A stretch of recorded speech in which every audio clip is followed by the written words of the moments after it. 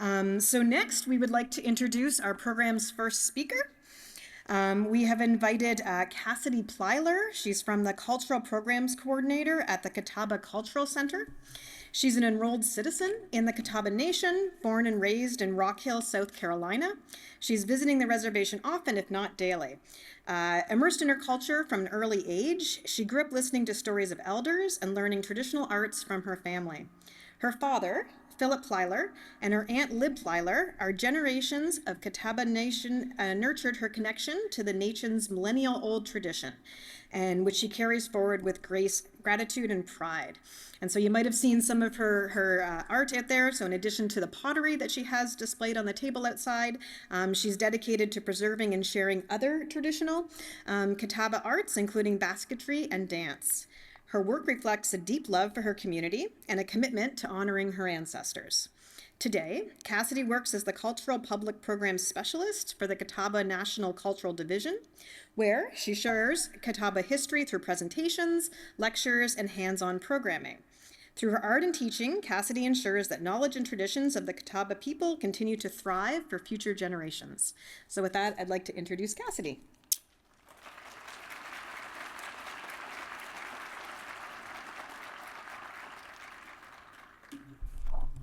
Tanake, Teneyero, Neon Cassidy, Ye Catawba, Ye Eswache, Hawu Manu, Hawu ASLO. Thank you. So what I said was, hello, my name is Kassidy. I am Catawba. I am the people of the river. And I said thank you to the earth and thank you to all of you for having me here. So I am a citizen of the Catawba Nation, and the Catawba Nation, this is our ancestral land. So before I start my brief presentation, I want to do a cultural acknowledgement. So indigenous people in North America have been present in this area for thousands of years. Their contributions to this area and the United States are present in the names, places, foods, and structures of the United States government that are outlined in the U.S. Constitution. This this area is the traditional homeland and territory of the Catawba Nation, as it has been for thousands of years, where we continue to practice our traditional arts and tell our stories. From the start of the American Revolution, the Catawba have aligned ourselves and supported the patriot cause against the British and sacrificed themselves from the Battle of Fort Moultrie to Guilford Courthouse with one goal in mind, keeping their ancestral homelands. Today, we acknowledge the past, present, and future contributions of the Catawba Nation to this community, and recognizing, acknowledging, and honoring the history of the land and Catawba Nation is only the first step. We must support and listen to Indigenous voices while continuing to address the policies and practice that prevent us from being good stewards of the land and good neighbors to the Catawba Nation and other Indigenous communities. So, for my presentation, this photo here is actually a photo of the Catawba River, which flows from the upper part of North Carolina to all the way, eventually leads into Charleston. So the Catawba Cultural Center, this is where the reservation in Rock Hill, South Carolina, we have a free museum, trading post, and trails and different information available. It's a free place. If you guys are here for a while, I recommend coming down and visit. It's not too far, about 30 minutes from here. So a lot of people will recognize the Colosseum or the pyramids of Giza. And not everyone will recognize these, but these are bristlecone pines. These are some of the oldest trees in the world. So older than that is actually Catawba culture. So the Catawba, our culture is dating back 6,000 to 10,000 years. Recently, they've found pottery shards that date back 14,000 years. And so through science and carbon dating, we've been able to realize that the Catawba have been in this region for that long. We still actively make pottery and teach pottery. It's one of the oldest discontinuous pottery traditions in North and South America. So with creation, the Catawba, our creation story, it begins here in this area. And there was only one person. And at the beginning, there was only this one woman, and her name was First Woman. And she spent her days just living in harmony with the land and the water and everything that dwelled here. But One day she was woken up by this butterfly where she was sleeping, and this butterfly said, "Follow me." So she follows this butterfly and eventually reaches a place that she doesn't recognize. And while she's there, she can't find this butterfly anymore, and she realizes she lost. So she's crying, and in her midst of crying, she's approached by someone, and this was Skyman. And Skyman dwelled amongst the clouds with the sky people. And his sole job was to really watch over First Woman, but he was not supposed to interact with her face to face. But he saw that if he didn't interact, she would never find her way back home. So he came from the sky and ended up helping First Woman find her way back to her home. And in that process, of course, they fall in love. And that's where we as Catawba people believe we come from. And so before the 1500s, there's really not as much known about Native people on the East Coast besides what we have passed down through oral tradition, because the soil here is very rich, so not as much archaeological evidence holds up, right? But we do know that we were not stagnant people. Even if our villages were established in places, we still traveled, right? And so one of the things that in the United States they have done is the major trail systems and networks that were utilized by indigenous people were often turned into major highway systems. So with the photo here, if you were to take this photo and take a current photo of the US interstate systems, the major roadways, a lot of those are the same paths, because why not put a road where already a path of travel was? So it really wasn't until the 1500s that the Catawba would be discovered or contacted, right?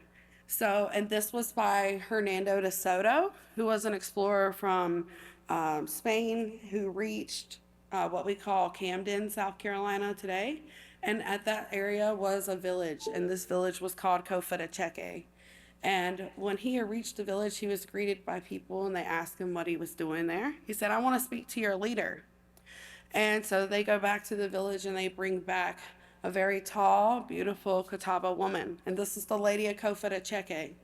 And the Lady of Cofetacheque was very shocking to De Soto. One, because in his culture, women were not leaders.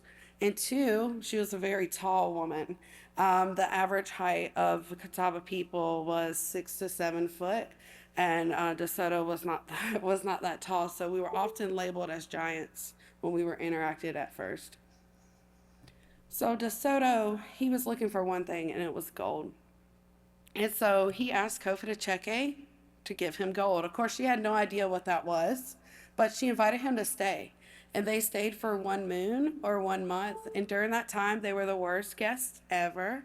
They did not help with the day-to-day activities. They were eating all the foods. They were making people extremely sick, and they were harassing the women. And so they had overstayed their welcome, and the Lady of Cofetacheque asked them to leave. But De Soto refused, and he had his men draw all his weapons on her and said, "If you don't take me to where gold is, I will kill you." So she said, oh, well, of course, I know where some gold is. And so she leads him to an area that we call the Smoky Mountains, also known as the Appalachian Mountains or the Blue Ridge Mountains. It's about 3 hours west of here. And at certain points, it gets very foggy. And if you're not familiar with the area, especially before there were major roadways, you could easily get lost. And so the Lady of Cofetacheque used that to her advantage. So she takes De Soto up to the mountains, and they set up camp. And during the night, while they're sleeping, she gets up and leaves him there. If you look up the map of De Soto's travels, you can see where he came to modern-day South Carolina, headed towards the mountains, and circled around up there before eventually heading out to Louisiana. And that was because of his contact here with indigenous people. And I'd like to share that story because often we think of indigenous people using the land as a physical resource, as to have the plants and food and things like that. But it was also protection. It was not just about having something to live from, it was about protecting us all. So really more people moved to this area in the 1700s, and they noticed that the villages were shrinking and becoming more spread out. So this is a map. This is a map from the 1700s. And in this map, it shows where all the square lines are. So the one side, that's depicting the town of Charlestown or Charleston, South Carolina. And the circles are the villages in South Carolina, North Carolina, or what will become South and North Carolina. And up towards the top, there is another square, that's Virginia. And so in the middle there, what we were doing was this was a fur tradesman from our community who was trying to convince the people in Charleston that it's better for them to come straight to Nassau or Nassau, where it's labeled here. It's actually Nassau or Esau, which is the Esau, which is who we are. As Catawba, we refer to ourselves as the Yeiswan, which means the people of the river. And so often we think that Native people didn't really have this mindset of trading for money or a business idea, a business sense. And I like to show this image because it shows otherwise, that he was convincing these people in Charleston that you come straight to our village and we'll be able to have everything you need. You won't have to go around to everyone else. So this photo is Nopkahay, and that's what we call him. He's often referred to as King Hagler or King Hagler. He was known as the haggling chief of the Catawba. And he is the only person traditionally depicted in Catawba pottery, and we honor him because of his diplomacy that he had and his willingness to lead and his understanding of what would become of Catawba Nation. And so he realized in the 1700s that the Catawba people would not be the majority anymore. And so he aligned himself politically with certain parties in order to protect Catawba, to later ensure that we would be able to have access to our homelands. And for those efforts, we honor him in our pottery. And I have some examples out in the hallway there as well. So during this time, we really were negotiating and there wasn't many treaties. So eventually we had to get things in writing. So the first treaty we went into was the Treaty of Pine Tree Hill that was adopted into the Treaty of Augusta. The Treaty of Augusta was in the 1700s and it placed Catawba Nation on our first reservation, and it was 144,000 acres. And that's that square box there. And if you have seen the pictures of North and South Carolina, that shape there, if you were to draw a perfect square, that is the reservation. That's why the state of South Carolina looks like that. And so we are in South Carolina today as well. One of the people we aligned ourselves with hoping to honor treaties was George Washington, who was to become the first president. And we fought alongside him in the French and Indian Wars and many other battles. And so we thought this relationship with him would help us protect our land. So often we would write to him and try to plead with him to honor these treaties. Unfortunately, nothing much came of it, but he wrote about it in his diary that we were worried about our lands. And he also later wrote to the U.S. Secretary of War in the 1790s, where he had been incommoded for several days at his home in Mount Vernon. And so what happened was a dozen Catawba went and recently camped out on his yard for several days to try to get answers, because they were not giving us answers and we wanted to know what would happen with our land. Unfortunately, nothing came of that either. And we ended up having to negotiate more treaties. And so we went to an illegal treaty called the Treaty of Nations Ford with the state of South Carolina. And this was during the beginning efforts of Indian removal. Indian removal was really the efforts of the U.S. government to force assimilation into Native communities. So this image here, this is a photo of kids at the Carlisle Indian Industrial School in Carlisle, Pennsylvania. It was the first and prototype for all Indian boarding schools in the United States and Canada.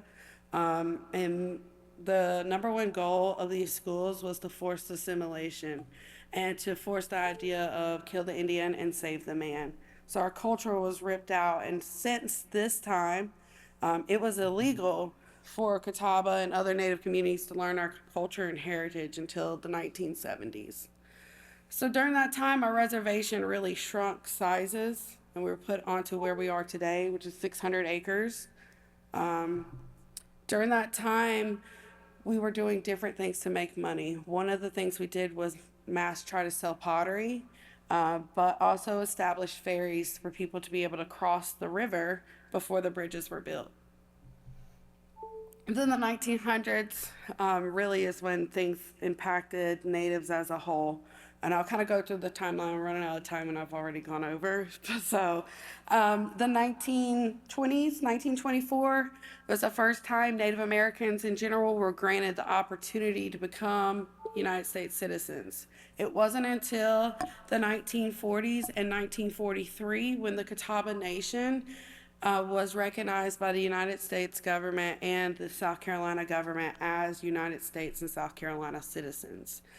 For the concept of time, to show, my grandfather, who's still living, is 90 years old, was born in 1934. He was born not a citizen of the United States and was born in Rock Hill, South Carolina. So he was not a citizen and considered a citizen until the 1940s. So then we went through termination, where the Catawbas kind of agreed with the federal government that we didn't need to be a federal tribe anymore. Their main thing was the government convinced us that we would be able to own our land. And with that, it was a really long fight against the government from the 1960s until the 1990s when we regained our federal status. And we were able to do that, proving that the treaty from the 1840s was an illegal treaty. Since then, we've been able to really reestablish ourselves in I know it doesn't look like much, but there's inside this circle, there's two little red dots, and that is our 1,400 acres that is now Catawba Nation in Rock Hill, South Carolina. But we also have some land in Kings Mountain, North Carolina, which it's really hard to see on this, but there's another little small dot. It's about a few minutes, not far from here. And that's where we've been able to develop a casino for economic revenue. This is how we have our own government since then. So as federally recognized tribes, we're sovereign within a sovereign nation. So we can govern ourselves, but we also have to communicate with the federal government. And so this is how our government is set up. Our general counsel, everyone over the age of 18. And we elect an executive committee who is our chief, assistant chief, secretary, treasurers, and council members. And they govern really the rest of the nation. But we try to force a true democracy, so that way the general counsel really has a voice in what our chief and our administration is doing for us. And we're still here, and that's the number one thing that I'd like people to take from that is that the Catawba Nation and other indigenous communities are still very much so here and thriving, and I encourage you to reach out to those people. And here's my contact information. I'll also be in the hallway for a little while today, so if you have any questions, feel free to stop by. In our community, we don't have a word for goodbye. We believe goodbyes are forever, so we say kate, and it means until we meet again, so kate and hawal.